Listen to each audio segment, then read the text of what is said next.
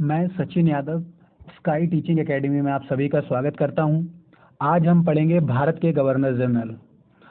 ये पहला भाग है। 1757 से 1805 तक जो भी गवर्नर हुए हैं हम उनका अध्ययन करेंगे। चलते हैं पहले प्लासी के युद्ध के पास। क्योंकि प्लासी के युद्ध के बाद से ही अंग्रेजी शासन मुख्य रूप से शुरू हो गया था। प्लासी के युद्ध के समय अंग्रेज प्रमुख ड्रेक था। प्लासी के युद्ध में क्लाइव ने अपनी बुद्धिमत्ता का प्रदर्शन किया। इसी कारण प्लासी की विजय के बाद ईस्ट इंडिया कंपनी ने क्लाइव को गवर्नर बना दिया।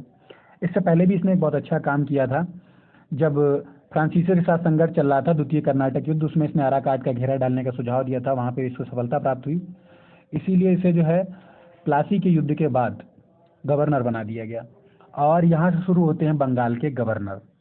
पहला गवर्नर है रॉबर्ट क्लाइव, जो 1757 से 1760 तक रहा। उसके बाद पुनः बक्सर युद्ध के बाद एक बार 1765 से 67 ईस्वी तक इसको फिर गवर्नर बनाया गया। प्लासी की विजय के बाद क्लाइव को बंगाल का प्रथम गवर्नर बनाया गया।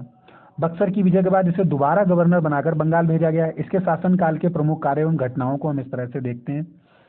पहली, दीवानी की प्राप्ति। बक्सर के युद्ध के बाद जब ये दोबारा गवर्नर बनकर भारत आया तो इसने इलाहाबाद की संधि की 1765 में। उसके द्वारा बंगाल, बिहार एवं उड़ीसा की दीवानी अंग्रेजों को प्राप्त हुई। क्लाइव ने बंगाल में मोहम्मद रजा खान को एवं बिहार में राजा सिताब राय और उड़ीसा में राय दुर्लभ को अपना दीवान नियुक्त किया। दूसरा काम था इसका व्यापार समिति। 1765 ईस्वी में कंपनी के कार्यकर्ताओं की एक व्यापार समिति बनाई गई और इस व्यापार समिति के तहत उनको नमक, सुपारी, तंबाकू के व्यापार का एकाधिकार दे दिया गया। 1768 ईस्वी में ये योजना समाप्त कर दी गई। श्वेत विद्रोह।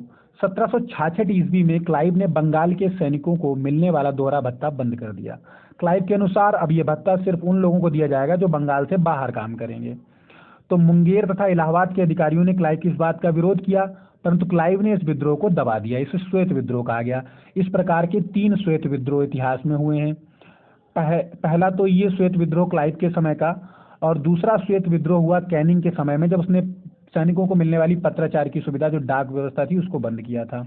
और तीसरा विद्रोह हुआ था एल्बर्ट बिल विवाद, जिसको आप सभी जानते हैं कि जो हिंदू न्यायाधीश थे उनको अंग्रेजों के मुकदमे सुनने का अधिकार रिपिन ने देने की कोशिश की थी। उसको लेकर एल्बर्ट बिल विवाद हुआ था। खैर, आगे इसने काम किया द्वंद्व शासन को लेकर। बक्सर के युद्ध के बाद 1765 ईस्वी में बंगाल में द्वैध शासन लागू कर दिया गया, जो 1772 ईस्वी तक चलता रहा। वारेन हेस्टिंग्स ने आते ही इसे समाप्त किया। इस द्वंद्व शासन में क्या होता था, इसमें 2 हिस्सों में चीज़ों को डिवाइड कर दिया गया। प्रशासन से संबंधित जो भी कार्य होते थे उनको 2 हिस्सों में डिवाइड कर दिया गया था। दीवानी तो अंग्रेजों के पास ही थी, बाकी जो जनता के प्रति जवाबदेही थी वो जो सूबेदार या जो राजा होते थे उनकी बनी रही रियासतों के। इसलिए इसको द्वंद्व शासन बोला गया। क्लाइव ने इंग्लैंड में जाकर आत्महत्या कर ली। ये भारत का पहला गवर्नर था जिसने आत्महत्या की थी। हालवेल 1760 में क्लाइव के जाने के बाद स्थानापन्न गवर्नर बना और इसके समय में ब्लैक होल की घटना घटी। इसने बताया था कि नवाब सिराजुद्दौला ने एक छोटी सी कोठी में बहुत सारे अंग्रेजों को एक साथ बंद कर दिया था, जिसमें बहुत सारे लोग मर गए और वहां से मैं बच के निकल पाया बड़ी मुश्किल से। इस घटना को कुछ लोग सही भी मानते हैं, कुछ गलत मानते हैं, लेकिन ये इसके समय की घटना है। ब्लैक होल की घटना काफ़ी फेमस रही। बेंसीटाट 1760 से 65 ईस्वी तक, बक्सर युद्ध के समय में ये बंगाल का गवर्नर था बेंसीटाट। इसके समय की यही मुख्य घटना है। और इसके बक्सर युद्ध के तुरंत बाद रॉबर्ट क्लाइव फिर दोबारा वापस आता है। 1765 से 67 ईस्वी तक पुनः गवर्नर बनाया जाता है। इसके बाद बारी आती है बेरेलस्ट की। 1767 ईस्वी से 1769 ईस्वी द्वैध शासन के समय बंगाल के गवर्नर रहे हैं ये। कर्टियर 1969 से 1972, सन गलत पड़ गया है बच्चों यहाँ पर, ये 1769 से 1772 ईस्वी तक, सॉरी ये गलती है, प्रिंटिंग मिस्टेक। इनके शासनकाल में 1770 में आधुनिक भारत का प्रथम अकाल पड़ा। 1769 से 1772 कर्टियर। वारेन हेस्टिंग्स 1772 से 1774 ईस्वी, ये बंगाल के अंतिम गवर्नर था, क्योंकि इसके बाद 1773 का रेगुलेटिंग एक्ट आ जाता है। और ये पहले तो वारेन हेस्टिंग आते ही द्वंद्व शासन को समाप्त कर देता है 72 में ही, और प्रत्येक जिले में दीवानी एवं फौजदारी अदालतों की स्थापना करता है। उसके बाद 1773 में आता है रेगुलेटिंग एक्ट। इसके तहत बंगाल के गवर्नर को शक्तियां प्रदान की जाती हैं और बंगाल के गवर्नर के अंतर्गत मद्रास एवं बम्बई के प्रेसिडेंट्स के जो गवर्नर थे उनको ले आया जाता है। और बंगाल का गवर्नर इस तरह से बंगाल का गवर्नर जनरल बन जाता है। तो बंगाल का अंतिम गवर्नर वारेन हेस्टिंग्स, बंगाल के का प्रथम गवर्नर जनरल वारेन हेस्टिंग्स। 1774 से 1785 ईस्वी तक ये बंगाल का गवर्नर जनरल बना रहा। रेगुलेटिंग एक्ट के तहत 12 अप्रैल को बंगाल का प्रथम गवर्नर जनरल इसको बनाया गया। इसे भारत का प्रथम गवर्नर जनरल भी कहा जाता है। ये कह सकते हैं भारत का प्रथम गवर्नर जनरल, क्योंकि उस समय बंगाल ही मुख्य क्षेत्र था भारत का जो अंग्रेजों के अधीन था, लेकिन ये सही बात नहीं है, बंगाल का गवर्नर जनरल था। ठीक है। राजस्व बोर्ड पहला इसका काम था, राजस्व बोर्ड को लेकर 1772 में इसने राजस्व बोर्ड का गठन किया तथा कोष जो था, जो राजकीय कोष था, उसको मुर्शिदाबाद से कोलकाता लाया गया, स्थानांतरित कर दिया गया। भूमि सुधार 1772 ईस्वी में पंचवर्षीय एवं 1777 ईस्वी में 1 वर्षीय भू राजस्व बंदोबस्त किया। ये 5 वर्ष के लिए भू राजस्व की एक व्यवस्था करी गई पहले तो, फिर उसके बाद में 1 वर्ष के लिए भू राजस्व व्यवस्था की गई। मतलब कुछ नियम कायदे कानून भू राजस्व के इकट्ठा करने के लिए बनाए गए थे, जो पहले 5 वर्षों के लिए लागू किए गए, फिर उसके बाद 1 वर्ष के लिए। इस तरह से भूमि सुधार इसने किया था राजस्व एकत्रित करने के लिए। न्यायिक सुधार 1773 का जो रेगुलेटिंग एक्ट आया है, उसके तहत ही 1774 में कोलकाता में एक सुप्रीम कोर्ट की स्थापना की गई। इसका मुख्य न्यायाधीश बना एलिजाह इम्पे, और इम्पे के साथ साथ 3 अन्य जज थे, चैम्बर, लिमेस्टर और हाइट। ये इस तरह से 4 सदस्यीय न्यायालय की स्थापना की गई। बनारस की संधि हुई इसी के समय में 1773 ईस्वी में। इस संधि से प्रेरित होकर अवध के जो नवाब थे शुजाउद्दौला, उन्होंने 1774 में रुहेलखंड पर अधिकार कर लिया। इसी के समय में फैजाबाद की संधि हुई है। इस संधि के द्वारा अवध की बेगमों की संपत्ति की सुरक्षा की गारंटी दी गई, और इस संधि से बनारस पर जो है अंग्रेजों की सर्वोच्चता स्वीकार कर ली गई। यह संधि अंग्रेजों की आसफउद्दौला के समय में आसफउद्दौला के साथ हुई। Asiatic society of Bengal, William Jones ने कलकत्ता में 1784 ईस्वी में इसकी स्थापना की, और जो एशियाटिक सोसाइटी ऑफ बंगाल ये संस्थान जो था, ये अनुवाद करता था। इसके द्वारा अनुदित पहली पुस्तक भगवत गीता है, जो बिल्किंस के द्वारा अनुवादित की गई, एवं दूसरी पुस्तक हितोपदेश है। दोनों का ही अनुवाद बिल्किंस के द्वारा ही हुआ है, भगवत गीता और हितोपदेश। उसके बाद अभिज्ञान शाकुंतलम का अनुवाद अंग्रेजी में कराया गया इसी के समय में। कलेक्टर के पद का प्रारंभ हुआ यहीं पर। तो आगे चलकर इस कलेक्टर को थोड़ी पावर देते हैं कॉर्नवालिस, लेकिन कलेक्टर के पद का प्रारंभ जो है वारेन हेस्टिंग्स कर देता है। हिंदू और मुस्लिम कानूनों को संहिताबद्ध किया गया। देसी रियासतों के साथ घेरे की नीति अपनाई गई, और नंद कुमार पर अभियोग चला। नंद कुमार अभियोग मामला ये काफी फेमस रहा है। ये मुर्शिदाबाद के दीवान थे पहले। इसने वारेन हेस्टिंग पर आरोप लगाया कि मीर जाफर की विधवा जो मुन्नी बेगम है, उन्होंने अपने अल्पवयस्क पुत्र जो मुबारक उद्दौला है उसका संरक्षक बनने के लिए वारेन हेस्टिंग्स को 3.5 लाख रुपए घूस के लिए दिए हैं। हेस्टिंग्स ने इम्पे की मदद से जालसाजी के मुकदमे में नंद कुमार को भी फंसा दिया, और इस मुकदमे को न्यायिक हत्या की संज्ञा दी गई। तो इस तरह से ये एक न्यायिक हत्या थी, नंद कुमार अभियोग। 1781 का अधिनियम, या इसको एक्ट ऑफ सेटलमेंट के नाम से जानते हैं, इसके तहत क्या हुआ था कि इसके तहत गवर्नर जनरल की काउंसिल एवं कलकत्ता उच्च न्यायालय के मध्य शक्तियों का कार्यक्षेत्र जो है स्पष्ट रूप से विभाजित कर दिया गया कि गवर्नर जनरल की काउंसिल के क्या कार्य रहेंगे, और कोलकाता उच्च न्यायालय के मध्य का जो कार्यक्षेत्र है उन दोनों को अलग अलग कर दिया गया, कि न्यायालय को अलग कर दिया गया और गवर्नर जनरल की काउंसिल को अलग कर दिया गया। 1781 सेटलमेंट एक्ट। 1781 में ही मुस्लिम शिक्षा के लिए कोलकाता में अंग्रेजों द्वारा प्रथम मदरसे की स्थापना की गई, और 1775 से 1782 के बीच प्रथम आंग्ल मराठा युद्ध लड़ा गया है। 1782 में सालवाई की संधि से युद्ध समाप्त हुआ, जो इसी के टाइम पीरियड में हुआ है। 1780 से 1784 द्वितीय आंग्ल मैसूर युद्ध लड़ा गया, जिसमें मैंगलोर की संधि हुई, वो भी वारेन हेस्टिंग्स के समय में ही हुआ। 1784 में पिट्स इंडिया एक्ट आया, जिसमें परिषद के सदस्यों की संख्या को 4 से घटाकर 3 कर दिया गया। वारेन हेस्टिंग्स पर महाभियोग लगा है। हेस्टिंग्स भारत का एकमात्र गवर्नर जनरल था जिस पर बर्क ने महाभियोग मुकदमा दायर किया। बर्क ने हेस्टिंग को चूहा और नेवला, एक झूठा बैलों का ठेकेदार, अन्याय का मुखिया इत्यादि संज्ञाएं दी। यह मुकदमा 1788 से 1795 ईस्वी तक चलता रहा, परंतु संसद ने उसे सभी दोषों से मुक्त कर दिया। Lord Cornwallis. इसके बाद आते हैं कॉर्नवालिस 1786 से 1793।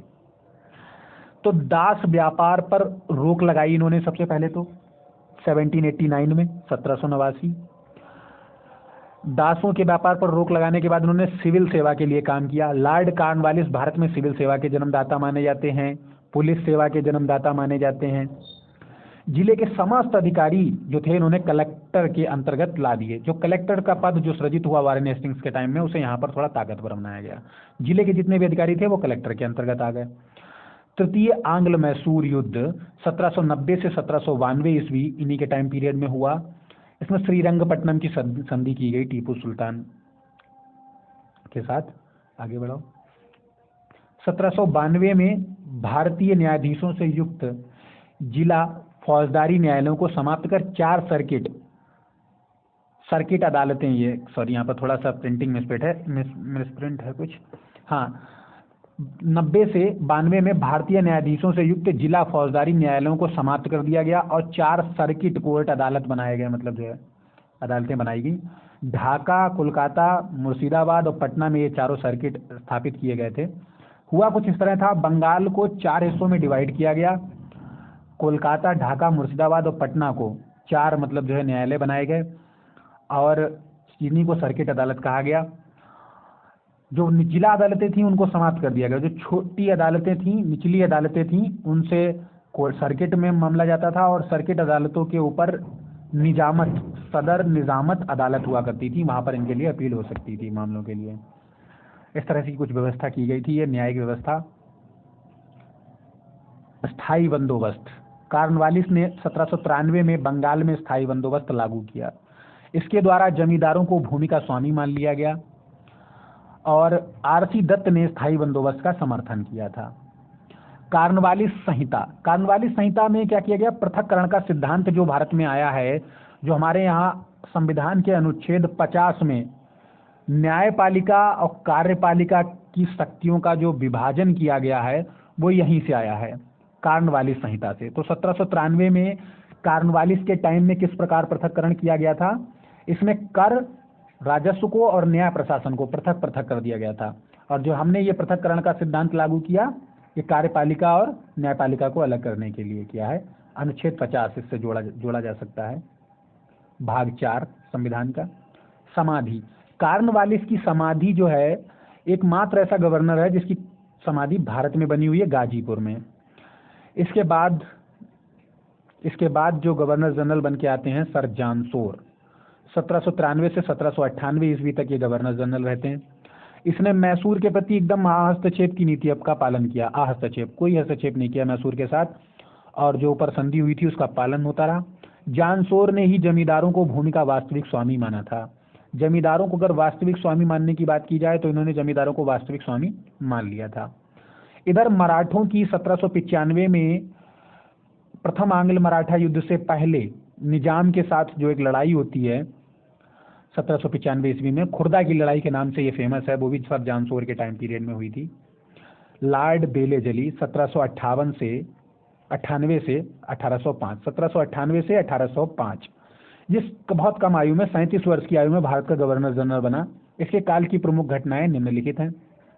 एक तो सहायक संधि प्रणाली।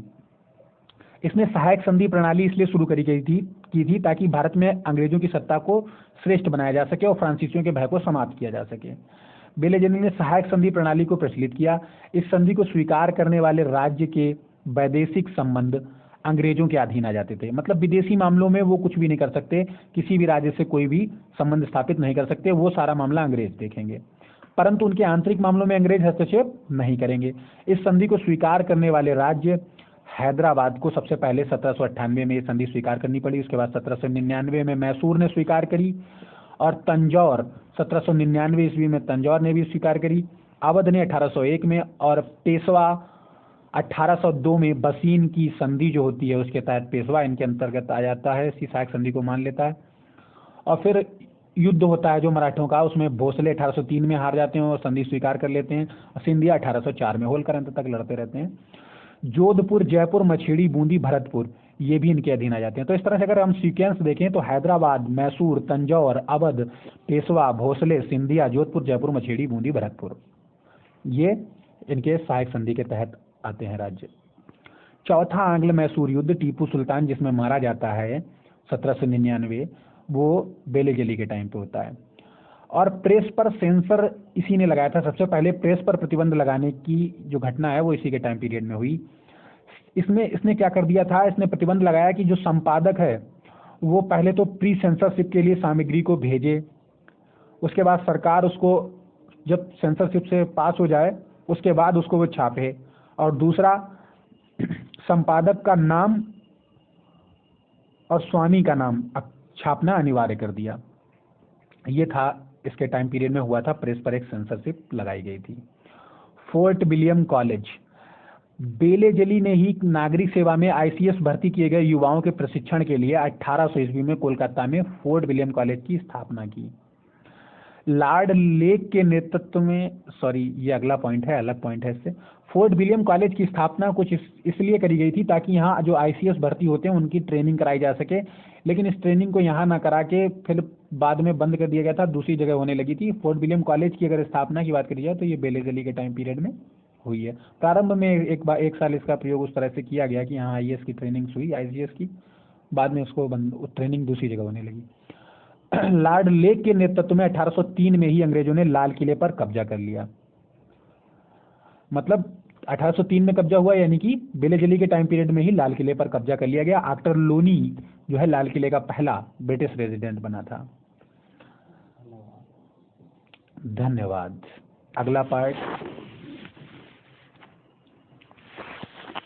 अगले पार्ट के लिए इंतजार करिएगा और हम विधिवत सभी पार्ट्स इसके प्रोवाइड कराएंगे आपको। अच्छे से सारे गवर्नर को ख़त्म किया जाएगा।